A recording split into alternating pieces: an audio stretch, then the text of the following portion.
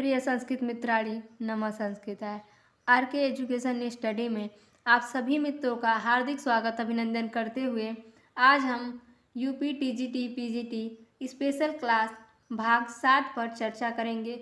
चूँकि परीक्षा सामने है तो परीक्षा को दृष्टिगत रखते हुए हम लोग इसी प्रश्नों पर ज़्यादा चर्चा कर रहे हैं कि जो हमारे टीजीटी और पीजीटी के सिलेबस में होते हैं उन्हीं से जुड़े हम प्रश्नों पर चर्चा करेंगे। तो यदि आप इस चैनल पर नए हैं तो चैनल को सब्सक्राइब कर लीजिएगा और वीडियो अच्छी लगे तो ज़्यादा से ज़्यादा अपने मित्रों तक शेयर भी कीजिएगा। तो आइए देर न करते हुए हम क्लास को शुरू करते हैं और देखते हैं अपने भाग 7 को। तो चलिए देखते हैं भाग 7 के प्रश्न नंबर 71 को। प्रश्न नंबर 71 कह रहा है कि किमीव ही मधुराणाम मंडनम नाकृतीनाम, यह सूक्ति किस रचना से है। यहाँ ग्रंथों के नाम दे दिया है और पूछ रहा है कि यह सूक्ति किस ग्रंथ से उद्धृत है। तो देखिए ऑप्शन ए हमारा दिया है कि मेघदूतम से, बी दिया है कि मुद्रा राक्षसम से, सी दिया है शिशुपाल वधम से और डी ऑप्शन दिया है कि अभिज्ञान शाकुंतलम से। तो देखिए यह सूक्ति जो हमारी है तो यह हमारी अभिज्ञान शाकुंतलम से उद्धृत है। ना ही यह मेघदूतम की सूक्ति है, ना मुद्रा राक्षस की और ना ही ये है शिशुपाल वधम। तो शिशुपाल वधम से भी उद्धृत नहीं है, यह हमारे अभिज्ञान शाकुंतलम से उद्धृत है कि किमीव ही मधुराणाम मंडनम नाकृति नाम। तो इसमें कह रहा है कि सुंदर रूपों को क्या सुशोभित नहीं कर सकता। तो प्रश्न नंबर 71 में हम देखेंगे तो ऑप्शन नंबर हमारा डी सही होता है। अब हम देखेंगे प्रश्न नंबर 72 को। 72 कह रहा है कि रिक्त स्थानों की पूर्ति के लिए निम्नलिखित 4 विकल्पों में से कौन सा विकल्प उपयुक्त है। तो देखिए पहला जो हमारा दिया है कथन वो दिया है कि यत्र दाता, अब यहाँ दे दिया है कि डाट डाट डाट, यहाँ हमें रिक्त स्थान की पूर्ति करनी है। दूसरा दिया है दाता गृहीता च। अब तीसरा दिया है कि संबंध कस्य न प्रिय और चौथा दिया है कि स्वयं कुशिक नंदन। अब देखिए नीचे जो है हमारा विकल्प दिया है, अब पूछ रहा है कि उसमें से कौन सा विकल्प हमारा सही है। तो देखिए अब ये दिया है विकल्प ए हमारा दिया है कि यत्र दाता गृहीता च, और बी जो विकल्प हमारा दिया है कि यत्र दाता गृहीता च स्वयं कुशिक नंदन, और सी ऑप्शन दिया है कि यत्र दाता गृहीता च कस्य न प्रिय, और डी ऑप्शन दिया है कि यत्र दाता गृहीता च संबंध कस्य न प्रिय। तो अब इसमें से हमें जो विकल्प उपयुक्त में से सही है वही हमें चुनना है।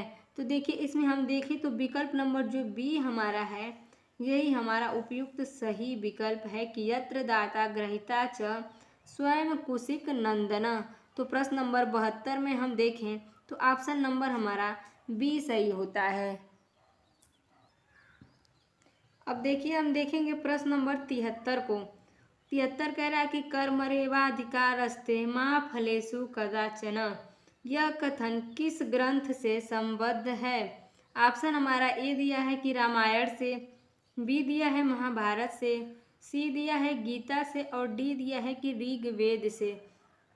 तो देखिए यह श्लोक जो है वो हमारे भगवत गीता से है और भगवत गीता के यह दूसरे अध्याय का 47वां श्लोक है कि कर्मणेवा अधिकारस्ते माँ फलेषु कदाचनम माँ कर्म फल हेतु भूमो ते संगोत्सव कर्मणि। तो यह जो श्लोक हमारा है वो भगवत गीता के दूसरे अध्याय का 47वां श्लोक है। अर्थात इसमें कहते हैं कि आपको सिर्फ अपना कर्म करने का अधिकार है, कर्म के फलों के अधिकारी आप नहीं हैं, इसलिए कोई भी कर्म फल के लिए नहीं किया जाना चाहिए। अतः आप कर्म फल को ध्यान में न रखें और अकर्मण्यता में आसक्त न बने, कर्म के फलों को अपना उद्देश्य न बनाएं। तो प्रश्न नंबर 73 में हम देखेंगे तो यह हमारा ऑप्शन नंबर सी सही हो जाएगा कि गीता। प्रश्न नंबर 73 ऑप्शन नंबर हमारा सी सही होता है। अब हम देखेंगे प्रश्न नंबर 74 को। तो 74 कह रहा है कि कालिदास के महाकाव्यों की संख्या है। ऑप्शन हमारा ए दिया है कि 2, बी दिया है कि 7, सी दिया है 3 और डी दिया है 4। तो कालिदास के महाकाव्यों की संख्या है, तो महाकाव्यों की संख्या जो है वो 2 है। देखिए कालिदास के कुल 7 उनकी रचनाएं हैं और 7 में से 2 महाकाव्य हैं। वो कौन कौन से हैं? तो कुमार संभवम है और रघुवंशम है। ये जो है 2 महाकाव्य हैं। और मेघदूतम और ये ऋतु संहार जो है यह 2 खंड काव्य हैं। और अभिज्ञान शाकुंतलम, विक्रमोर्वशीयम और मालविका अग्निमित्रम ये जो है 3 नाटक हैं। तो कुल मिलाकर इनकी 7 रचनाएं हैं। तो प्रश्न नंबर 74 में हम देखें तो महाकाव्य कितने हैं? तो 2 महाकाव्य हैं, कुमार संभवम और रघुवंशम। तो प्रश्न नंबर 74 में ऑप्शन नंबर हमारा ए सही होता है। अब हम देखते हैं प्रश्न नंबर 75 को। 75 कह रहा है कि विशाख दत्त की रचना है। ऑप्शन हमारा ए दिया है कि मृच्छकटिकम, बी दिया है बेड़ी संहारम, सी दिया है कि मुद्रा राक्षसम और डी दिया है कि उत्तर रामचरितम। तो देखिए ऑप्शन नंबर हम ए को देखें कि मृच्छकटिकम, तो मृच्छकटिकम जो है वो शूद्रक की एकमात्र रचना है मृच्छकटिकम। तो ए ऑप्शन हमारा कट जाता है कि ये तो शूद्रक की रचना है। अब बी देखा जाए कि बेड़ी संहारम, तो बेड़ी संहार जो है ये देखिए भट्ट नारायण जी की रचना है, या विशाख दत्त की रचना नहीं है।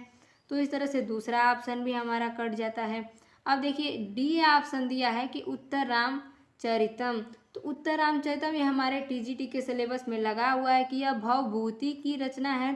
तो इस तरह से ये ऑप्शन भी हमारा कट जाता है। देखिए जो हमको आ रहा है अगर हम पहले उसको भी सॉल्व करेंगे तो हमें अपने प्रश्न का उत्तर मिल सकता है। अब ये 3 हमें अगर आ रहा है और ये चौथा नहीं भी आ रहा है तो देखिए ये 3 हम हल कर लिए, तो ऑप्शन हमारा एक ही बच जाता है कि मुद्रा राक्षसम। तो देखिए विशाख दत्त की रचना है तो मुद्रा राक्षसम। और मुद्रा राक्षसम जो है यह 7 अंकों का नाटक है और यह नाटक जो है वो गुप्त काल में कवि विशाख दत्त ने लिखा है। और इस नाटक में चाणक्य की राजनीतिक कलाओं और सम्राट चंद्रगुप्त मौर्य के भारत में सत्ता में आने की कहानी पर यह नाटक जो है वो आधारित है। और इस नाटक में न ही कोई नायिका है और ना ही कोई विदूषक है, अर्थात यह जो नाटक है वह विदूषक रहित है। और यह बहुत ही मोस्ट इम्पॉर्टेंट एक प्रश्न है कि अगर पूछ दे कि कौन सा ऐसा नाटक है जो विदूषक रहित है तो हम मुद्रा राक्षसम को बता सकते हैं।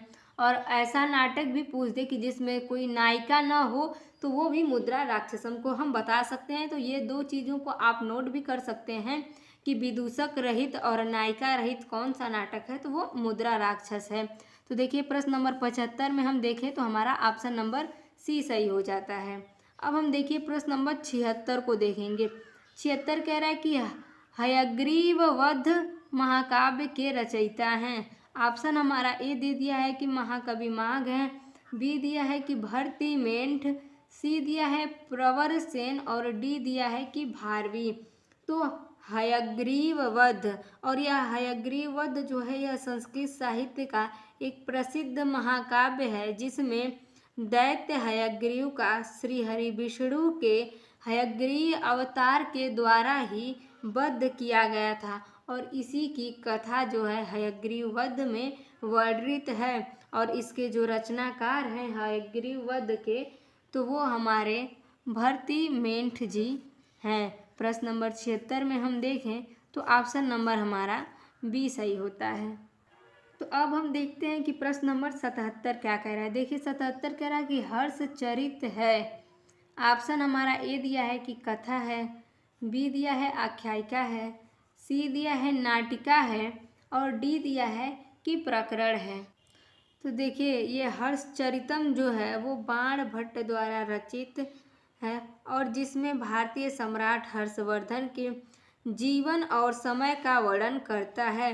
हर्षचरितम में सम्राट हर्ष के जन्म, परिवार, साम्राज्य का विस्तार से वर्णन किया गया है और उनके शासनकाल और मृत्यु का भी वर्णन मिलता है। यह ग्रंथ जो है अलंकृत और काल्पनिक शैली में लिखा गया है और इसमें जो है कि हर्ष के शासन काल के दौरान महत्वपूर्ण राजनीतिक और सामाजिक सांस्कृतिक घटनाओं का भी वर्णन इसमें किया गया है। और बाणभट्ट जो थे वो हर्ष के दरबारी कवि थे, इसलिए हर्षचरितम में राजा हर्ष के प्रति उनका व्यक्तिगत दृष्टिकोण भी जो है वो दिखाया गया है। और इस हर्षचरितम को जो है वो संस्कृत की पहली ऐतिहासिक जीवनी माना जाता है। इस चीज़ को आप नोट कर सकते हैं कि हर्षचरितम जो है कि संस्कृत की पहली ऐतिहासिक जीवनी मानी जाती है। अगर क्वेश्चन पूछ दे कि संस्कृत में पहली ऐतिहासिक जीवनी किस ग्रंथ को माना जाता है तो वो हमारा हर्षचरितम है। तो यह हर्षचरितम जो है वह एक आख्यायिका है। ऑप्शन नंबर बी हमारा दिया है कि आख्यायिका। तो हर्षचरितम एक आख्यायिका है जो 8 उच्छ्वासों में वर्णित है और इसमें पहले 2.5 उच्छ्वास जो हैं उसमें बाणभट्ट की आत्मकथा के रूप में मिलता है। तो प्रश्न नंबर 77 में हम देखें तो ऑप्शन नंबर हमारा इसमें बी सही होता है कि हर्षचरित है तो आख्यायिका है। अब हम देखेंगे प्रश्न नंबर 78 को। 78 कह रहा है कि जानकी हरण के रचयिता हैं। ऑप्शन हमारा ए दिया है कि कुमार दास, बी दिया है कि प्रवर सेन, सी दिया है कुंभन दास और डी दिया है कि भारवी। तो देखिए जानकी हरण के रचयिता हैं तो ये जानकी हरण महाकाव्य की जो कथा वस्तु है यह मुख्य रूप से रावण द्वारा सीता के हरण पर केंद्रित है, परंतु इसमें जो आपको मिलेगा तो वो राम के जन्म से लेकर उनके बाल्यकाल, वनवास और अंततः रावण पर विजय प्राप्त करने के बाद राज्याभिषेक तक की कथा का वर्णन मिलता है। यह जो है जानकी हरण, इसमें वैदर्भी रीति है, प्रसाद गुण की विशिष्टता बताई जाती है और साथ ही इसमें यमक अलंकार का भी प्रयोग किया गया है। तो देखें हम कि जानकी हरण के रचयिता कौन है। तो जानकी हरण के रचयिता जो हैं वो कुमार दास जी हैं, ना ही प्रवर सेन है, ना कुंभन दास है और ना ही भारवी हैं। तो प्रश्न नंबर 78 में हम देखें तो ऑप्शन नंबर हमारा ए सही होता है कि कुमार दास। अब देखिए हम देखेंगे प्रश्न नंबर 79 को। 79 कह रहा है कि वेड़ी संहार का अंगी रस है। ऑप्शन नंबर हमारा ए दिया है कि रौद्र है, बी दिया है कि वीर है, सी दिया है बीभत्स है और डी दिया है कि भयानक रस है। तो प्रश्न नंबर 79 में हम देखें कि बेड़ी संहार का अंगी रस है तो वह वीर रस है। और बेड़ी संहार जो देखिए पीछे हम लोग चर्चा किए भी हैं इस पर कि यह जो है वो भट्ट नारायण जी की रचना है और बेड़ी संहार की कथा वस्तु महाभारत से ली गई है और इस नाटक में महाभारत के दूत प्रसंग की कथा को दिखाया गया है। इसमें जब द्रौपदी के चीरहरण के बाद उन्हें अपमानित किया जाता है तो भीम ने उसी समय प्रतिज्ञा लिया था कि वो दुशासन के रक्त से द्रौपदी के केशों को धुलेंगे और इस अपमान का जो है वो बदला लेंगे। तो उस समय जो था कि वो भीम जो थे वो बधित थे, क्योंकि खेल के नियमों के अनुसार जो था इन्हें मौन रहना था, कुछ कहना नहीं था। तो उस समय तो ये मौन रहे, लेकिन जो प्रतिशोध की जो अग्नि होती है वो इनके भीतर भी जल रही थी। और उसके बाद क्या होता है कि बेड़ी संहार में भीम की क्रूर प्रतिज्ञा को दिखाया गया है। दुशासन का वध करते हैं भीम, इसमें दुशासन का वध करने के बाद उनके रक्त से द्रौपदी के केशों को धुलते हैं और उसका गुफन करते हैं।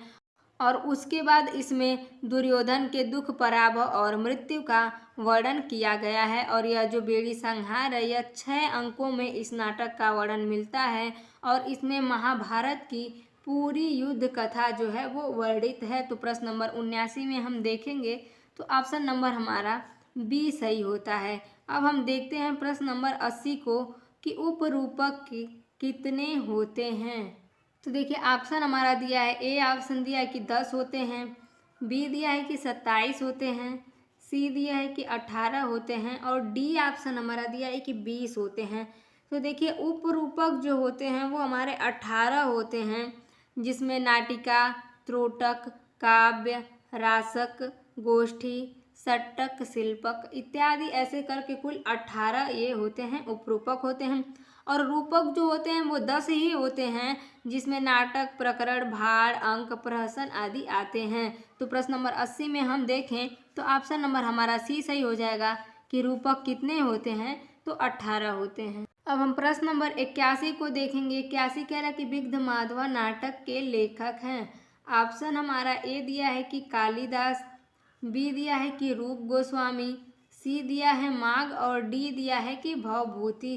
तो देखिए विग्धमाधव नाटक के लेखक हैं, तो ऑप्शन नंबर अगर हम एक देखें कालिदास, तो कालिदास की रचना है जैसे अभिज्ञान शाकुंतलम, मेघदूतम, हम लोगों ने चर्चा किया ही है कि इनकी 7 ही रचनाएं ही हैं। अभिज्ञान शाकुंतलम हो गया, मेघदूतम हो गया, विक्रमोर्वशीयम है, ऋतु संहारम है, इस तरह से इनकी 7 रचनाएं हैं। और उसके बाद देखिए हम कि महाकवि माघ, तो माघ का देखिए शिशुपाल वध मिलता है। और उसके बाद डी ऑप्शन हम देखें कि भवभूति, तो भवभूति का उत्तरामचरितम है, मालतेय माधवम है और महावीर चरितम है। तो ऑप्शन हमारा एक ही बच जाता है बी। तो यदि अगर हमें जो नहीं आ रहा है, तो जो ऑप्शन हमें आ रहा है अगर हम पहले उसको हल करें तो सही ऑप्शन अपने आप हमारे सामने आ जाएगा। तो प्रश्न नंबर 81 में हम देखें तो ऑप्शन नंबर हमारा बी सही हो जाएगा कि विग्धमाधव नाटक के लेखक हैं तो रूप गोस्वामी जी हैं। तो प्रश्न नंबर 81 ऑप्शन नंबर हमारा बी सही होता है। अब देखिए प्रश्न नंबर 82 क्या कह रहा है। 82 कह रहा है कि किस स्थान पर शकुंतला की अंगूठी गिरी। ऑप्शन नंबर ए हमारा दिया है कि मार्ग में, बी दिया है कण्वा आश्रम में, सी दिया है कि सची तीर्थ में और डी दिया है प्रयाग तीर्थ में। तो प्रश्न नंबर 82 में हम देखें तो देखिए मार्ग में, कण्व आश्रम में और प्रयाग तीर्थ में नहीं गिरी थी। शकुंतला की अंगूठी जो गिरी थी वो सची तीर्थ में गिरी थी। तो प्रश्न नंबर 82 में हम देखें तो ऑप्शन नंबर हमारा सी सही होता है।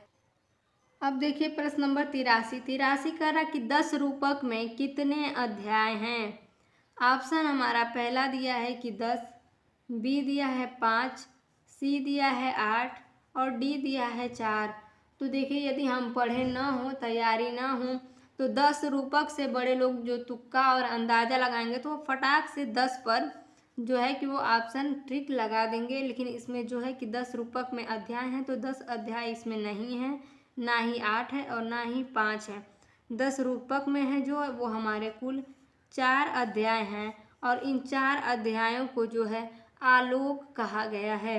इसमें जो है पहला अध्याय जो है उसमें रूपक के नियमों का वर्णन है जो कि नाटक में एक मुख्य तत्व होता है।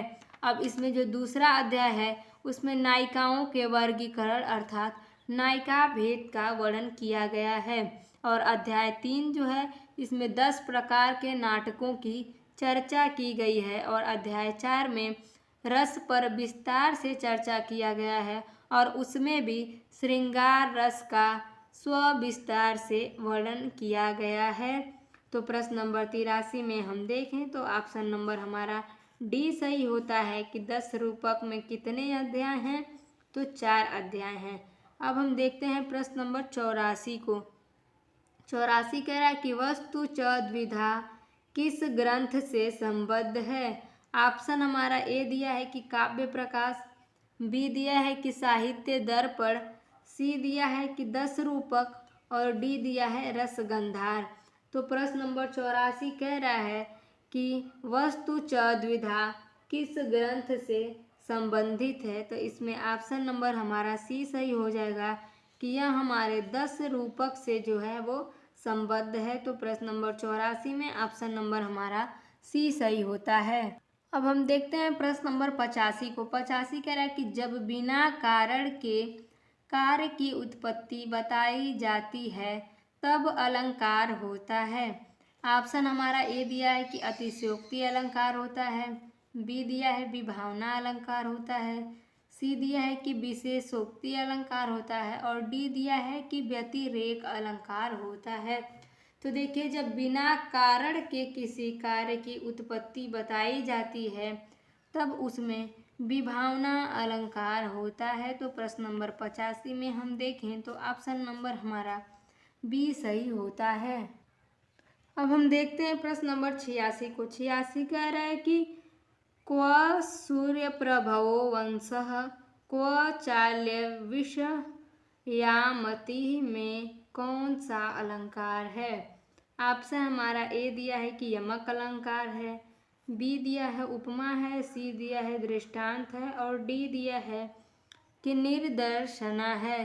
तो देखिए इसमें दृष्टांत और निर्देशना जो है ये नहीं है।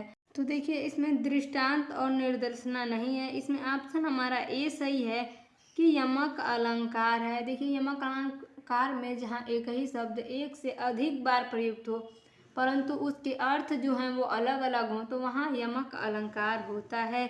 तो प्रश्न नंबर 86 में हम देखें तो ऑप्शन नंबर हमारा ए सही होता है। अब देखिए दिया उपमा अलंकार, तो उपमा में होता है कि जहाँ किसी व्यक्ति या वस्तु की समानता जो है किसी दूसरे व्यक्ति या वस्तु के समान गुणधर्मों के आधार पर जब तुलना की जाती है तो वहाँ उपमा अलंकार होता है। और इसमें जो है इसके 4 अंग होते हैं, उपमेय, उपमान, साधारण कर्म और वाचक शब्द। तो प्रश्न नंबर 86 ऑप्शन नंबर हमारा ए सही होता है। अब प्रश्न नंबर 87 कह रहा है कि कौन सा छंद इंद्रवज्रा और उपेंद्र वज्रा के मिश्रण से बनता है? ऑप्शन हमारा ए दिया है कि वंशस्थ, बी दिया है मालिनी, सी दिया है उपजाति और डी दिया है कि अनुष्टुप। तो देखिए प्रश्न नंबर 87 में हम देखें तो ऑप्शन नंबर हमारा सी सही होता है कि उपजाति छंद जो है वो इंद्रवज्रा और उपेंद्र वज्रा के मिश्रण से बनता है। उपजाति छंद होता है कि इसके श्लोक में जो होते हैं कि उसके किसी चरण में इंद्रवज्रा होता है तो किसी चरण में उपेंद्र वज्रा छंद होता है और इसके प्रत्येक चरण में जो है वो 11 वर्ण होते हैं। तो कुल वर्ण इसमें श्लोक इसका देखा जाए तो 4 पंक्ति के श्लोक होते हैं। तो एक पंक्ति में जो है वो 11 वर्ण होते हैं तो चारों में मिला के कुल 44 वर्ण होते हैं। अब देखिए उदाहरण इसका हम देखें तो उदाहरण एक इसका बहुत ही इम्पोर्टेंट उदाहरण है कि अस्त्युत्तरस्यां दिशि देवतां हिमालयो नाम नागाधिराजः पूर्वापरौ तोयनिधिवर्गाः स्थितः पृथिव्या इव मानदंडे।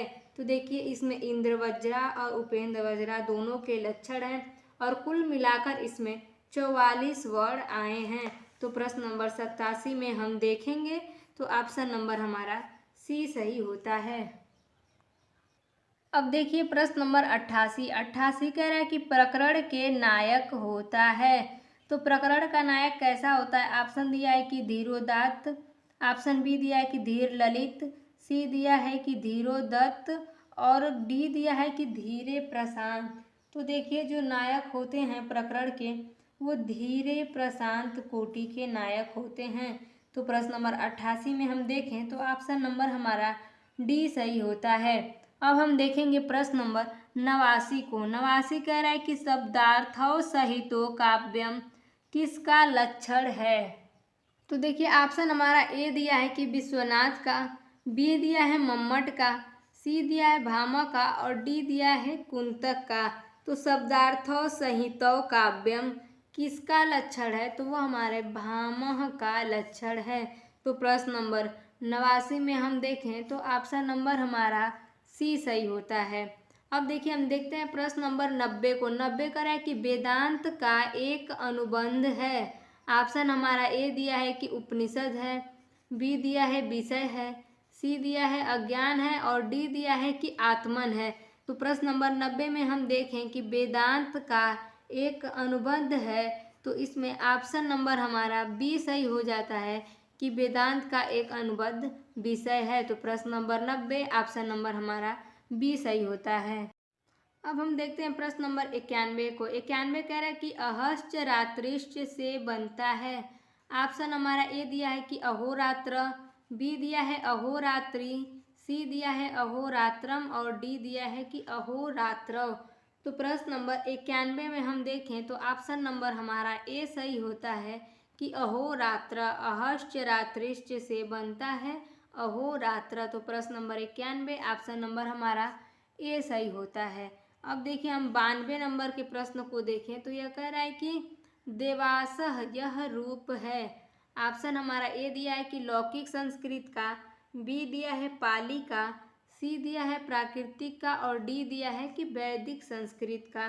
तो देखिए कि देवाशः यह रूप है, तो यह हमारा ऑप्शन नंबर डी सही हो जाएगा कि वैदिक संस्कृत का रूप है। तो प्रश्न नंबर 92 ऑप्शन नंबर हमारा डी सही होता है। अब देखिए प्रश्न नंबर 93 को। 93 कह रहा है कि रूपस योग्यम इससे बनता है।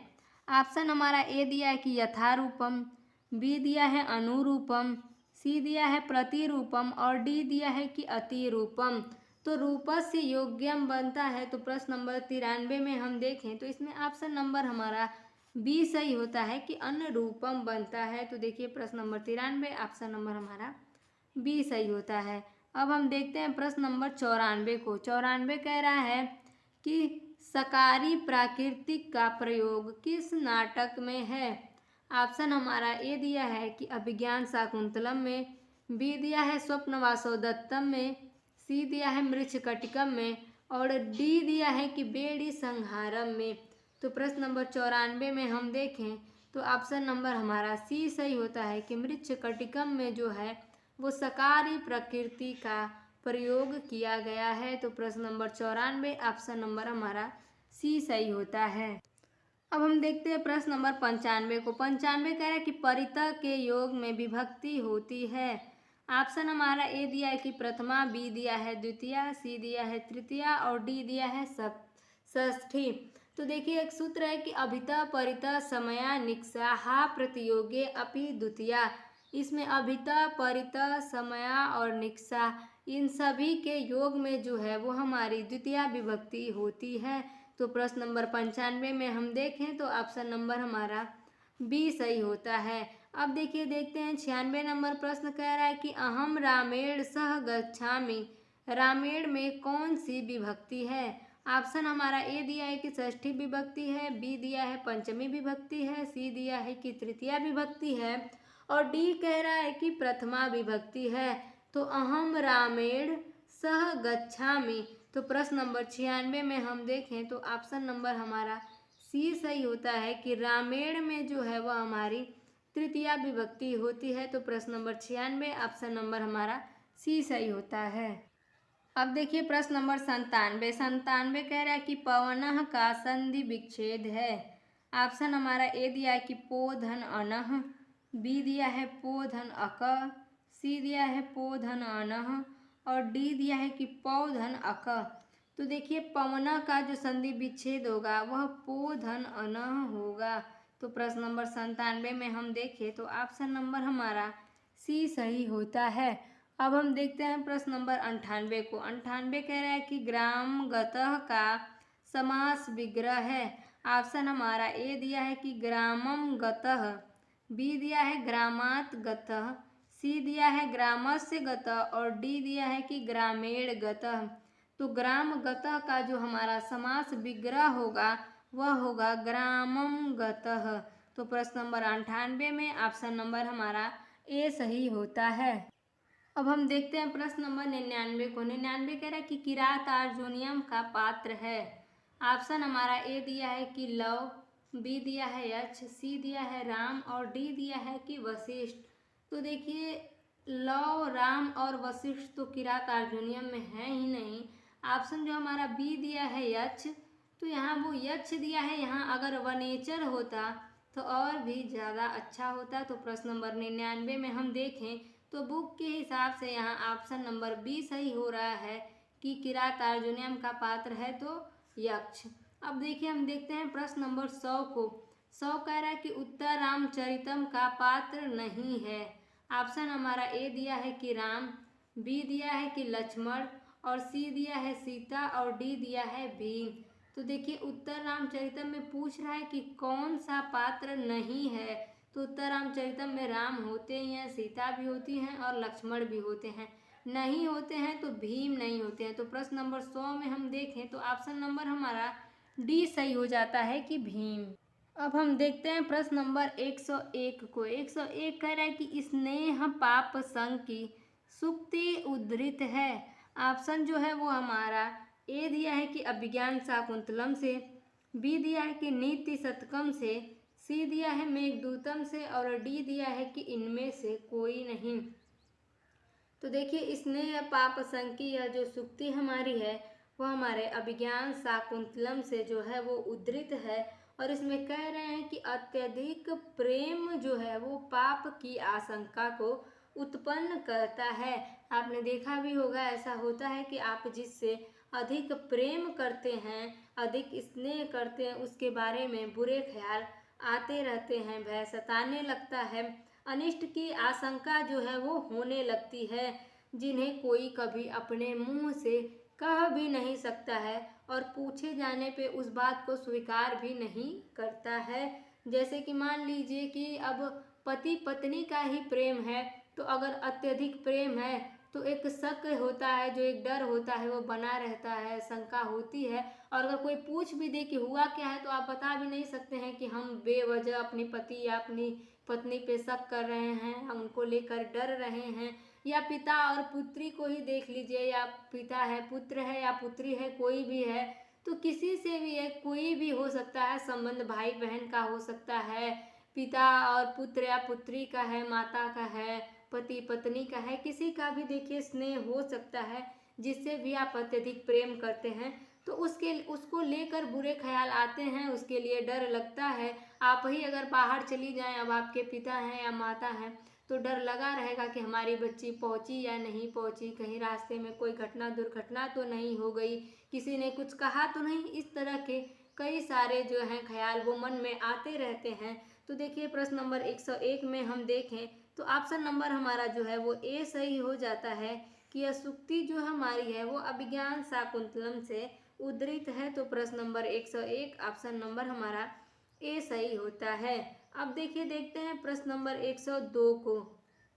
102 कह रहा है कि तापह का प्रकृत प्रत्यय है। ऑप्शन हमारा दिया है कि तप धन घई, बी दिया है कि ताप धन घई, सी दिया है कि ताप धन व्यय और डी दिया है कि तप धन ण्यत। तो देखिए जो तापह का प्रकृत प्रत्यय है, तो प्रश्न नंबर 102 में हम देखें तो ऑप्शन हमारा ए सही होता है कि तप धन घई जो है वो तापह का प्रकृत प्रत्यय है। तो प्रश्न नंबर 102 में हम देखें तो ऑप्शन नंबर हमारा ए सही होता है। अब देखिए देखते हैं प्रश्न नंबर 103 को। 103 कह रहा है कि सर्वदमन पुत्र है। ऑप्शन हमारा ए दिया है कि शकुंतला का, बी दिया है दुर्वासा का, सी दिया है कण्व का और डी दिया है कि अनसुईया का। तो सर्वदमन जो पुत्र है तो वो देखिए ना ही दुर्वासा का पुत्र है, ना ही कण्व का है और ना ही अनसुईया का है। सर्वदमन जो है वो शकुंतला और दुष्यंत का पुत्र था। चूँकि ऑप्शन में हमारा शकुंतला दिया है तो प्रश्न नंबर 103 में हम देखेंगे तो ऑप्शन नंबर हमारा ए सही होता है कि सर्वदमन शकुंतला का पुत्र है। अब देखिए 104 नंबर प्रश्न कह रहा है कि शकुंतला का स्वभाव था। ऑप्शन हमारा ए दिया है कि कठोर था, बी दिया है लज्जाशील, सी दिया है उदार और डी दिया है कि विनम्र। तो प्रश्न नंबर 104 में हम देखें तो शकुंतला का जो स्वभाव था वह लज्जाशील स्वभाव की थी। तो 104 नंबर प्रश्न में हम देखें तो ऑप्शन नंबर हमारा बी सही हो जाएगा कि लज्जाशील। अब प्रश्न नंबर 105 में हम देखें तो पूछ रहा है कि शकुंतला की माता का नाम था। ऑप्शन हमारा ए दिया है कि अनुसुईया, बी दिया है प्रियंवदा, सी दिया है मेनका और डी दिया है गौतमी। तो देखिए ऑप्शन ए और बी जो दिया है तो ये शकुंतला की प्रिय सखिया थी, अनुसुईया और प्रियंवदा। तो ये ऑप्शन दो ठो हमारा कट जाएगा। अब सी दिया है कि मेनका और डी दिया है गौतमी। दो ऑप्शन हमारे पास बच जाते हैं। तो देखिए ये जो गौतमी जो थी ये कण्व आश्रम में वो शकुंतला का जो है पालन पोषण की थी, उनका ख्याल रखती थी, लेकिन ये उनकी मतलब जो है असली माता जो ये नहीं थी। इसमें जो ऑप्शन नंबर हमारा सी दिया है मेनका, तो शकुंतला की माता जो थी वो मेनका ही थी। शकुंतला की माता मेनका और विश्वामित्र जो थे, इन्हीं लोगों के मेल से शकुंतला का जन्म हुआ था। तो इनके जन्मदाता माता पिता जो थे वे मेनका और विश्वामित्र थे। उसके बाद जो था इन्होंने कण्व आश्रम के बाहर उन्हें छोड़ दिया था। तो कण्व जो थे वो पिता का जो है कर्म वो निर्वाह किए और उन्होंने ही शकुंतला को पाला पोसा था। तो उनके पालक पिता थे और गौतमी कण्व आश्रम की सेविका थी जो ये शकुंतला का ख्याल और रखती थी। तो प्रश्न नंबर 105 में हम देखें तो ऑप्शन हमारा सी इसमें सही हो जाएगा कि शकुंतला की माता का नाम जो है वो मेनका है। तो प्रश्न नंबर 105 ऑप्शन नंबर हमारा सी सही होता है। अब देखिए 106 नंबर प्रश्न कह रहा है कि महर्षि कण्व का अपर नाम था। ऑप्शन हमारा ए दिया है कि काश्यप, बी दिया है कि दुर्वासा, सी दिया है सर्वदमन और डी दिया है कि इनमें से कोई नहीं। तो देखिए इनमें से कोई नहीं वाला विकल्प हमारा कट जाएगा। अब बच गया 3 ऑप्शन। अब दिया है कि दुर्वासा, तो दुर्वासा जो थे वो कण्व का अपर नाम नहीं था। ये जो है कि ये शकुंतला को श्राप जो है वो दिए थे ऋषि दुर्वासा। और सर्वदमन जो है ये शकुंतला का पुत्र था सर्वदमन। तो तीनों ऑप्शन हमारे कट गए। एक ही ऑप्शन हमारे पास बच जाता है कि काश्यप जो था वो कण्व ऋषि का अपर नाम था। तो प्रश्न नंबर 106 में ऑप्शन नंबर हमारा ए सही होता है। अब प्रश्न नंबर 107 कह रहा है कि अनसुईया प्रियंवदा का निवास है। ऑप्शन हमारा ए दिया है कि दुर्वासा का आश्रम, बी दिया है कि कण्व का आश्रम, सी दिया है कि गोदावरी का किनारा और डी दिया है कि खुले वन में। तो अनसुईया प्रियंवदा का जो निवास था तो प्रश्न नंबर 107 में जो हम देखें तो इसमें ऑप्शन नंबर हमारा बी सही हो जाएगा कि कण्व का आश्रम जो था वो अनसुईया प्रियंवदा का निवास था। ये शकुंतला की सखिया थी और उसी के साथ कण्व आश्रम में रहती थी। इसमें दुर्वासा का आश्रम गोदावरी किनारा और खुले वन में नहीं होगा। तो प्रश्न नंबर 107 में हम देखें तो ऑप्शन नंबर हमारा बी सही होता है। अब देखिए प्रश्न नंबर 108 कह रहा है कि भवभूति का उपनाम था। ऑप्शन हमारा ए दिया है कि श्रीकंठ, बी दिया है दामोदर, सी दिया है कि श्रीमेंठ और डी दिया है कि इनमें से कोई नहीं। तो देखिए 108 में चौथा विकल्प हमारा कट जाएगा और तीसरा श्रीमेंठ कौन है तो हम लोग जानते नहीं हैं। और डी और ए और बी दो ऑप्शन हमारे पास बच जाते हैं। तो भवभूति का उपनाम जो था वो श्रीकंठ था। तो प्रश्न नंबर 108 में हम देखें तो ऑप्शन नंबर हमारा ए सही हो जाता है कि भवभूति का उपनाम श्रीकंठ। अब देखिए प्रश्न नंबर 109 कह रहा है कि उत्तरामचरितम के प्रमुख पात्रों में नहीं है। ऑप्शन हमारा ए दिया है कि राम, बी दिया है जनक, सी दिया है वासंती और डी दिया है कि अर्जुन। तो देखिए उत्तरामचरितम के प्रमुख पात्रों में नहीं है तो अर्जुन नहीं है, राम, जनक और वासंती का वर्णन मिलता है। तो 109 में हम देखें तो ऑप्शन नंबर हमारा डी सही हो जाता है। अब प्रश्न नंबर 110 कह रहा है कि पुटपाक प्रतीकासो रामस्य करुणो रस सूक्ति उद्धृत है। तो देखिए यह सूक्ति जो हमारी है वो भवभूतिकृत उत्तर रामचरितम से उद्धृत है जिसमें राम की मनोस्थिति का वर्णन किया गया है जहाँ वे सीता के निर्वासन के बाद गहरे दुख में थे। इसमें कह क्या रहा है कि पुटपाक प्रतीकासो रामस्य करुणो रस, यानी कि राम का जो करुण है वह पुटपाक के समान है। राम का शोक जो है वो अत्यधिक गहरा है। तो देखिए प्रश्न नंबर 110 में हम देखें तो ऑप्शन नंबर हमारा बी सही हो जाएगा कि यह सूक्ति जो हमारी है वह उत्तरामचरितम से उद्धृत है। तो प्रश्न नंबर 110 ऑप्शन नंबर हमारा बी सही होता है। तो अब हम देखते हैं प्रश्न नंबर 111 को। 111 कह रहा है कि भवभूति को पदवाक्य प्रमाणज्ञ कहा जाता है क्योंकि ऑप्शन हमारा दिया है कि वे विविध शास्त्रों के विशेषज्ञ थे, बी ऑप्शन दिया है कि उन्होंने 3 नाट्य कृतियों की रचना की, सी ऑप्शन दिया है कि वे करुणा रसाचार्य थे और डी ऑप्शन दिया है कि पदों के ज्ञाता थे। तो देखिए भवभूति को पदवाक्य प्रमाणज्ञ इसलिए कहा जाता है क्योंकि वे विविध शास्त्रों के विशेषज्ञ थे। तो प्रश्न नंबर 111 में हम देखें तो ऑप्शन नंबर हमारा ए सही हो जाएगा। अब देखिए हम देखते हैं प्रश्न नंबर 112 को। 112 कह रहा है कि निम्नलिखित तालिका 1 में पदार्थ एवं तालिका 2 में दर्शनों के नाम दिए गए हैं।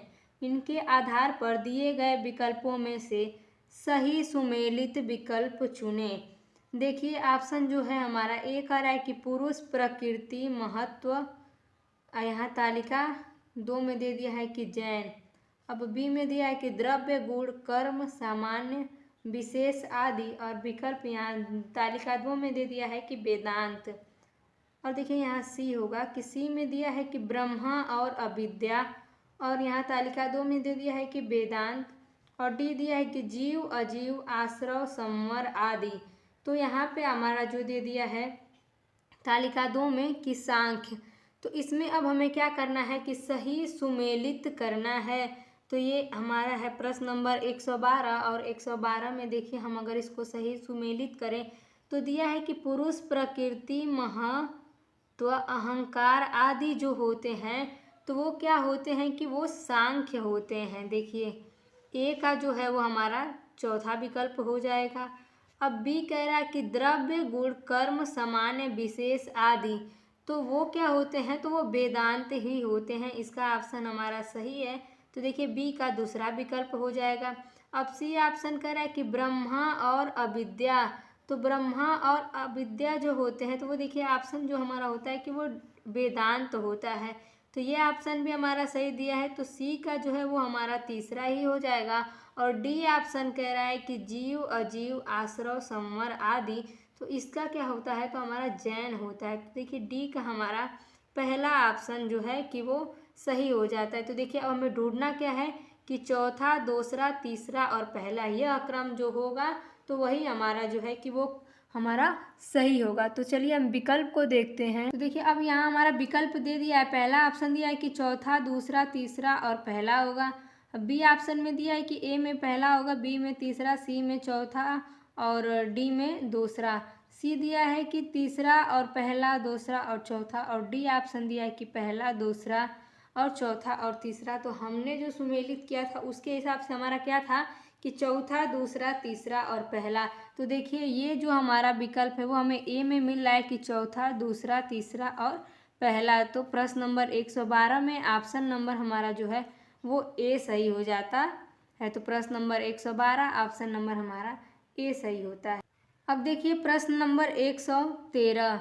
113 कह रहा है कि उत्तर रामचरितम का नायक है। ऑप्शन दे दिया है ए कि राम, बी दिया है लक्ष्मण, सी दिया है लव और डी दिया है कुश। तो देखिए उत्तर रामचरितम जो हमारी है वो भवभूति की रचना है जिसमें कुल 7 अंक हैं। और नायक इसके जो हैं वो भगवान श्री राम हैं।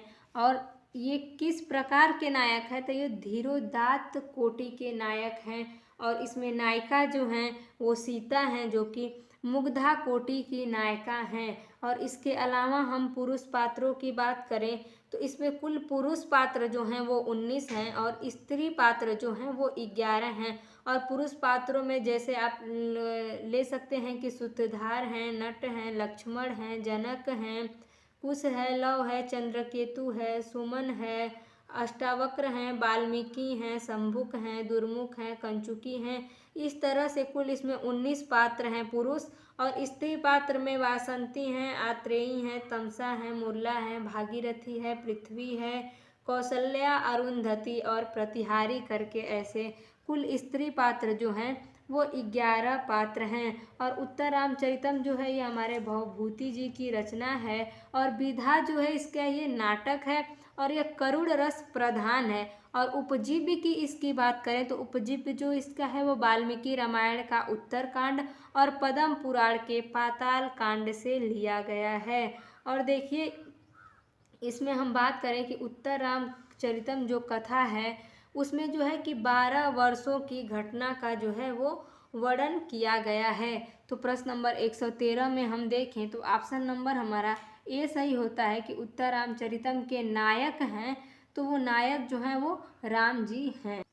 अब प्रश्न नंबर 114। 114 कह रहा है कि किसी भी वचन को प्रभावी रूप देने के लिए बीच बीच में प्रयोग किया जाता है। ऑप्शन हमारा ए दिया है कि सूक्तियों का प्रयोग किया जाता है, बी दिया है निबंधों का प्रयोग किया जाता है, सी दिया है अलंकारों का प्रयोग किया जाता है और डी दिया है कि मात्राओं का प्रयोग किया जाता है।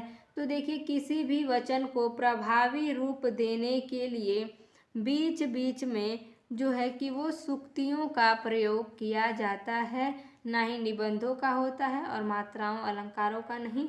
किसी वचन को प्रभावी रूप देने के लिए जो है वो सुक्तियों का प्रयोग किया जाता है। तो प्रश्न नंबर 114 में हम देखें तो ऑप्शन नंबर हमारा ए सही होता है। अब देखिए हम देखते हैं प्रश्न नंबर 115 की ओर, और 115 कह रहा है कि जल्हड़ के सुक्ति ग्रंथ का नाम है। ऑप्शन हमारा ए दिया है कि सुक्ति मुक्तावली, बी दिया है सुभाषितावली, सी दिया है कि सुभाषित रत्न संदोह, और डी दिया है कि पद्यावली। तो देखिए यदि आप वीडियो देख रहे हैं और वीडियो आपको अच्छी लग रही है तो वीडियो को लाइक भी कीजिएगा और कमेंट करके आप बता सकते हैं कि जल्हड़ के सुक्ति ग्रंथ का नाम क्या है। प्रश्न नंबर 115 कमेंट के माध्यम से आप आंसर दे सकते हैं कि जल्हड़ के सुक्ति ग्रंथ का नाम क्या है। तो चलिए हम देखते हैं कि प्रश्न नंबर 115 में ऑप्शन हमारा कौन सा सही है। तो देखिए ऑप्शन इसमें जो है वो हमारा ए सही है कि जल्हड़ के सुक्ति ग्रंथ का नाम है तो सुक्ति मुक्तावली। तो प्रश्न नंबर 115 ऑप्शन नंबर जो है हमारा ए सही होता है कि सुक्ति मुक्तावली। चलिए अब हम देखते हैं अपने प्रश्न नंबर 116 को। तो 116 नंबर प्रश्न कह रहा है कि संस्कृत शिक्षण में भाषा के पक्ष होते हैं। ऑप्शन हमारा ए दिया है कि 4, बी दिया है 2, और सी दिया है 3, और डी दिया है 5। तो देखिए संस्कृत शिक्षा में भाषा के जो पक्ष होते हैं वो मुख्य रूप से 2 पक्ष होते हैं। पहला मौखिक पक्ष और दूसरा होता है लिखित पक्ष। तो मौखिक पक्ष में जैसे श्रवण होता है, संस्कृत सुनने या समझने की क्षमता को विकसित करना, और भाषण जैसे संस्कृत में सहजता से बोलना और संवाद करने की क्षमता को विकसित करना। और लिखित पक्ष में होता है जैसे लेखन, संस्कृत में लिखने की क्षमता को विकसित करना लिखित पक्ष का विकास होता है। तो देखिए इसमें जो है मुख्य रूप से 2 पक्ष होते हैं जिससे सामान्य रूप से महत्व देना चाहिए ताकि छात्रों को संस्कृत भाषा में पूर्ण रूप से पारंगत हो सकें। तो प्रश्न नंबर 116 में हम देखें तो संस्कृत शिक्षण में भाषा के पक्ष होते हैं तो 2 पक्ष होते हैं, मौखिक पक्ष और लिखित पक्ष। तो प्रश्न नंबर 116 ऑप्शन नंबर हमारा जो है वो बी सही होता है। अब प्रश्न नंबर 117 कह रहा है कि आर्य समाज की स्थापना की थी। ऑप्शन हमारा ए दिया है कि स्वामी दयानंद सरस्वती, बी दिया है कि प्रताप चंद्र राय ने, और सी दिया है कि राजा राम मोहन राय ने, और डी दिया है कि भरत मुनि ने।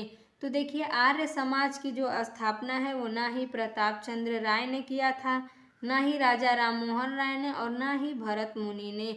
आर्य समाज की स्थापना जो है वो स्वामी दयानंद सरस्वती ने किया था।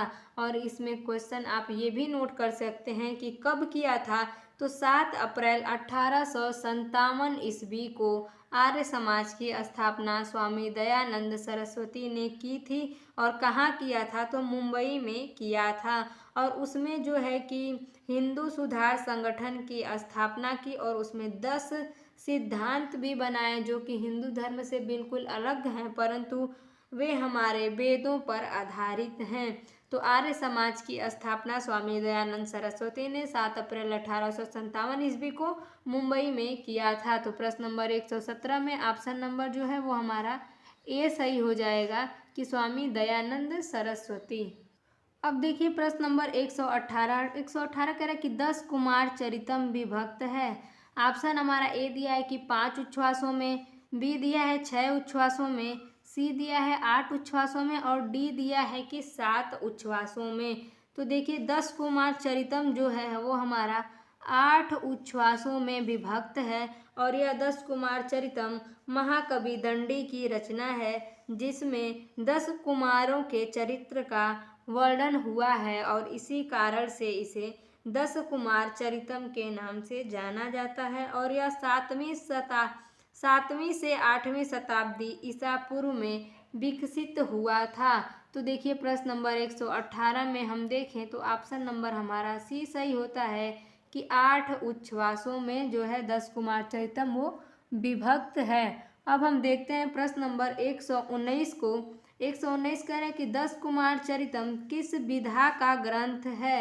ऑप्शन हमारा ए दिया है कि नाटक है, बी दिया है गद्य है, सी दिया है पद्य है और डी दिया है कि चंपू है। तो देखिए 10 कुमार चरितम जो है वो किस विधा का ग्रंथ है, तो वो हमारा गद्य है। 10 कुमार चरितम जो है गद्य विधा का है। और देखिए नाटक में हमारा अभिज्ञान शाकुंतलम आ जाएगा। और देखिए पद्य में हम देखिए तो हमारा रघुवंशम और कुमार संभवम भी आ जाएगा, गीत गोविंद है। और चंपू में हमारा नल चंपू है और मदालसा चंपू काव्य आ जाएंगे। और 10 कुमार चरितम जो है वो हमारा गद्य ग्रंथ है। तो प्रश्न नंबर 119 में हम देखें तो ऑप्शन नंबर हमारा बी सही होता है। अब हम देखेंगे प्रश्न नंबर 120 को। 120 कह रहा है कि महाकवि दंडी का समय है। ऑप्शन ए हमारा दिया है कि 700, बी दिया है 600, सी दिया है कि 500 ईस्वी और डी दिया है कि 750 ईस्वी। तो देखिए महाकवि दंडी का जो समय है वो 600 ईस्वी है। तो प्रश्न नंबर 120 में हम देखें तो ऑप्शन नंबर हमारा जो है वो 20 सही होता है। अब देखिए प्रश्न नंबर 121। 121 कह रहा है कि 10 कुमार चरितम का वर्तमान स्वरूप उपलब्ध है। ऑप्शन हमारा ए दिया है कि 2 भागों में, बी दिया है कि 3 भागों में, सी दिया है कि 4 भागों में और डी दिया है कि 1 भागों में। तो 10 कुमार चरितम का वर्तमान स्वरूप जो हमारा उपलब्ध है तो वह 3 भागों में उपलब्ध है। तो प्रश्न नंबर 121 में हम देखें तो ऑप्शन नंबर जो है वो हमारा बी सही होता है। अब प्रश्न नंबर 122। 122 कह रहा है कि वैशंपायन का प्रथम जन्म में नाम था। ऑप्शन ए दिया है कि पुंडरीक, बी दिया है चंद्रापीड, सी दिया है कपिंजल और डी दिया है शुक। तो देखिए वैशंपायन के प्रथम जन्म का जो नाम था तो वो पुंडरीक था। पुंडरीक ही पहले जन्म में जो था कि वो वैशंपायन ही जो था वो पहले जन्म में पुंडरीक था। तो प्रश्न नंबर 122 में हम देखें तो ऑप्शन नंबर जो है वो हमारा ए सही होता है। अब देखिए प्रश्न नंबर 123। 123 कह रहा है कि कादम्बरी का प्रमुख पात्र है। ऑप्शन ए दिया है कि चंद्रापीड, बी दिया है कादम्बी, सी दिया है वैशंपायन और डी दिया है कि सुकनास। तो देखिए 123 नंबर प्रश्न में हम देखें कि कादम्बरी का प्रमुख पात्र है। तो देखिए कादम्बरी का प्रमुख पात्र जो है वो चंद्रापीड है और ये कादम्बी नहीं होगा, ये ऑप्शन हमारा गलत है, यहाँ कादम्बरी होगा। तो हम कुछ कहते हैं लेकिन ये कादम्बी ऑप्शन वैसे ही कट जाता है। और सुकनास और वैशंपायन जो है वो प्रमुख पात्र नहीं है, इसके प्रमुख पात्र जो हैं तो वो चंद्रापीड हैं। और देखिए ये कादम्बरी जो है ये एक कथा काव्य है और उपजीव इसका जो है गुणाढ़ की बृहद कथा से लिया गया है। और यह कादम्बरी 2 भागों में निबद्ध है, पूर्व भाग और उत्तर भाग। और इसमें सबसे महत्वपूर्ण जो कादम्बरी का है वो है सुकनासोपदेश। और सुकनासोपदेश जो है वो कादम्बरी के पूर्व भाग का हिस्सा है। और पूर्व भाग जो है वो बाणभट्ट जी ने लिखा है और इसका उत्तर भाग जो है वो उनके सुपुत्र पुलिंद भट्ट या भूषण भट्ट भी आप कह सकते हैं, उन्होंने इसको पूरा किया है। और श्लोक देखें तो कादम्बरी के प्रारंभ में लगभग 20 श्लोक माने जाते हैं और इसमें प्रेम कथा का वर्णन किया गया है। श्रृंगार रस इसका प्रधान रस है और गुण इसमें माधुर्य है और रीति इसकी जो है वो इसमें पांचाली रीति है।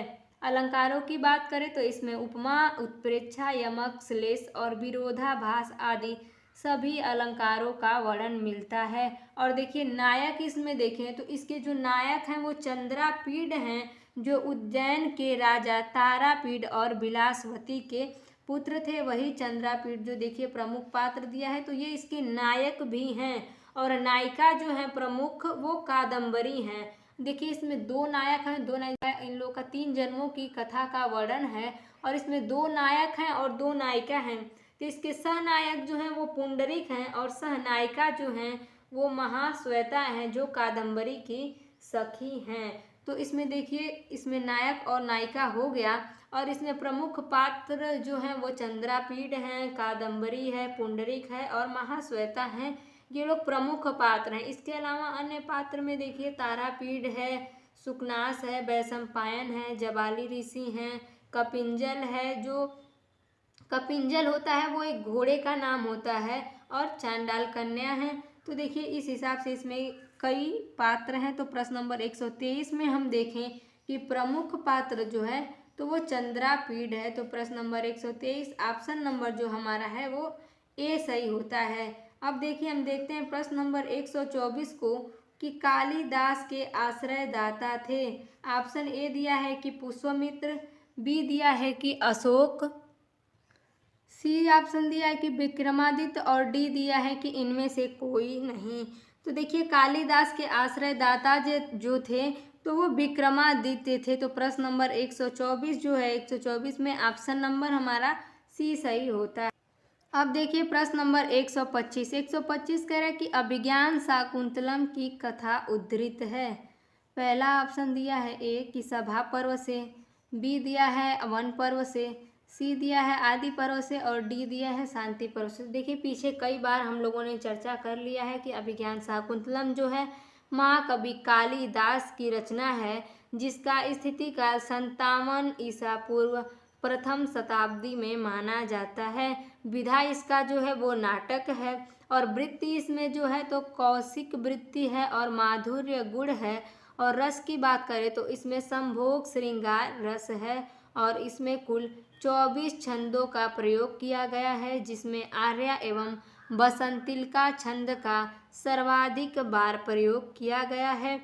और रीति की बात करें तो इसमें वैदर्भी रीति है, और अलंकारों में सबसे ज़्यादा उपमा अलंकार का प्रयोग किया गया है, उसमें भी 180 उपमाओं का प्रयोग मिलता है। और कुल अंक की बात करें तो अभिज्ञान शाकुंतलम जो है वह 7 अंकों में निबद्ध है, और कुल इसमें 196 पर्व हैं। और इस अभिज्ञान शाकुंतलम में राजा दुष्यंत एवं शकुंतला की प्रेम कथा का वर्णन मिलता है। और अभिज्ञान शाकुंतलम के नायक जो हैं वो दुष्यंत हैं, जो कि धीरोदात्त कोटि के नायक हैं, और नायिका जो हैं वो शकुंतला हैं, जो कि मुग्धा कोटि की नायिका हैं। और इसमें जो है कि प्रमुख पात्रों की हम बात करें तो प्रमुख पात्र जो इसमें हैं वो दुष्यंत हैं, शकुंतला हैं, कण्व ऋषि हैं, और अन्य पात्रों में जैसे भद्रसेन, विदूषक, मारीच, दुर्वासा और बैताली, श्याल, ऐसे ऐसे करके इसमें कई पात्र हैं। लगभग इसमें 22 पात्र बताए जाते हैं पुरुष, और स्त्री पात्र जो हैं वो 13 स्त्री पात्र बताए जाते हैं, जैसे अनसुईया, प्रियंवदा, गौतमी, सानुमति, इस तरह करके 23 पात्रों का इसमें वर्णन मिलता है। और इसका उपजीव्य जो पूछ रहा है कि अभिज्ञान शाकुंतलम की कथा उद्धृत है, तो कहाँ से उद्धृत है? तो अभिज्ञान शाकुंतलम की कथा महाभारत के आदि पर्व से उद्धृत है, और महाभारत के आदि पर्व में भी यह कथा मिलती है। और शकुंतलोपाख्यान के 67 से 74 अध्यायों में और पद्म पुराण के स्वर्ग खंड में भी यह कथन मिलता है। तो प्रश्न नंबर 125 में हम देखें तो ऑप्शन नंबर जो हमारा वो सी सही हो जाएगा कि आदि पर्व से। अब देखिए प्रश्न नंबर 126 कह रहा है कि श्लोक चतुष्टय कहे गए हैं। ऑप्शन ए दिया है कि प्रथम अंक में, बी दिया है चतुर्थ अंक में, सी दिया है तृतीय अंक में, और डी दिया है कि सप्तम अंक में। तो देखिए श्लोक चतुष्टय जो है ये हमारा अभिज्ञान शाकुंतलम का है, और अभिज्ञान शाकुंतलम में जो है वो चतुर्थ अंक जो है वो सबसे इम्पोर्टेंट है, और जो हमारे टीजीटी में लगा हुआ है। और ये श्लोक चतुष्टय जो है यह चतुर्थ अंक में ही है, और श्लोक चतुष्टय के अंतर्गत 4 सबसे महत्वपूर्ण श्लोक आते हैं, जिसमें पहला है कि यास्यद्य शकुंतलेति खैनर्वः, और दूसरा है कि पातुम न प्रथमा सर्वेनुज्ञाताम, और तीसरा है कि अस्मान साधु वधु बंधुभि, और चौथा है कि शुश्रूषव गुरुनः कुलास्याध्य। यह 4 श्लोक जो हैं वो श्लोक चतुष्टय के अंतर्गत आते हैं, और यह चारों जो हैं कि बहुत मोस्ट इम्पॉर्टेंट श्लोक हैं, तो इसे हमें ज़रूर से तैयार करना है। और श्लोक चतुष्टय जो है वो चतुर्थ अंक में आते हैं, तो प्रश्न नंबर 126 में हम देखें तो ऑप्शन नंबर जो हमारा है वो बी सही हो जाएगा कि श्लोक चतुष्टय कहे गए हैं तो चतुर्थ अंक में कहा गया है। अब हम देखते हैं प्रश्न नंबर 127 को। 127 कह रहा है कि उत्तर रामचरितम में कुल श्लोक संख्या है। देखिए ऑप्शन हमारा दिया है ए की 256, बी दिया है 250, सी दिया है 260 और डी दिया है कि 225। तो आप लोग कमेंट के माध्यम से बताइए कि उत्तर रामचरितम में कुल श्लोकों की संख्या कितनी है, 256, 250, 260 या 225। तो देखिए उत्तर रामचरितम में जो है कुल श्लोकों की संख्या है तो वो 256 है। प्रश्न नंबर 127 ऑप्शन नंबर हमारा ए सही होता है कि उत्तर रामचरितम में श्लोकों की संख्या है तो 256। अब देखिए प्रश्न नंबर 128 कह रहा है कि उत्तर रामचरितम का सर्वाधिक प्रयुक्त छंद है। ऑप्शन हमारा ए दिया है कि शिखरड़ी, बी दिया है आर्या, सी दिया है अनुष्टुप और डी दिया है कि वंशस्थ। तो देखिए उत्तर रामचरितम में कुल 19 छंदों का प्रयोग किया गया है, जिसमें से सबसे अधिक बार प्रयुक्त छंद जो है वो अनुष्टुप छंद है। ऐसा बताया जाता है कि अनुष्टुप छंद का प्रयोग जो है वो 84 बार किया गया है। और देखिए ऑप्शन हमारा ए दिया है कि शिखरड़ी, तो शिखरड़ी छंद का प्रयोग जो है वो 30 बार किया गया है। और आर्या छंद है और उसके साथ दिया है वंशस्थ छंद। तो देखिए प्रश्न नंबर 128 में हम देखें तो ऑप्शन नंबर जो है वो हमारा सी सही होता है कि अनुष्टुप छंद का प्रयोग उत्तर रामचरितम में सर्वाधिक बार प्रयुक्त किया गया है। तो प्रश्न नंबर 128 ऑप्शन नंबर हमारा सी सही होता है। अब देखिए प्रश्न नंबर 129 कह रहा है कि उत्तर रामचरितम में अभाव है। ऑप्शन हमारा ए दिया है कि विदूषक का, बी दिया है सूत्रधार का, सी दिया है नायक का और डी दिया है कि इनमें से कोई नहीं। तो देखिए इनमें से कोई नहीं वाला ऑप्शन हमारा कट जाएगा और दिया है कि उत्तर रामचरितम में अभाव है, तो नायक है उत्तर रामचरितम में और सूत्रधार भी है, कौन नहीं है, तो विदूषक नहीं है। प्रश्न नंबर 129 में ऑप्शन नंबर हमारा ए सही हो जाएगा कि उत्तर रामचरितम जो है वो विदूषक रहित एक नाटक है। तो क्या किसका अभाव है, तो विदूषक का अभाव है। प्रश्न नंबर 129 में हम देखें तो ऑप्शन नंबर हमारा ए सही होता है कि विदूषक। अब देखिए हम देखते हैं प्रश्न नंबर 130 और यह जो 130 है वो आज की श्रृंखला का अंतिम प्रश्न है। और यदि आप लोगों ने वीडियो देखा है तो आप हमें कमेंट के माध्यम से ज़रूर बताइएगा कि आज की ये प्रश्नोत्तरी की क्लास कैसी थी।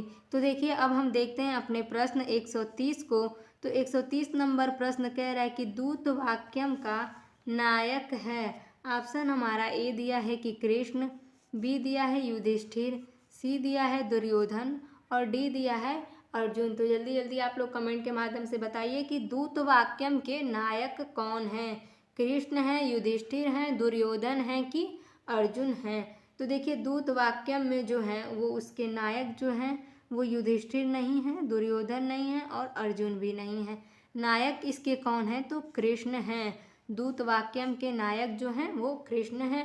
तो प्रश्न नंबर 130 ऑप्शन नंबर हमारा ए सही होता है।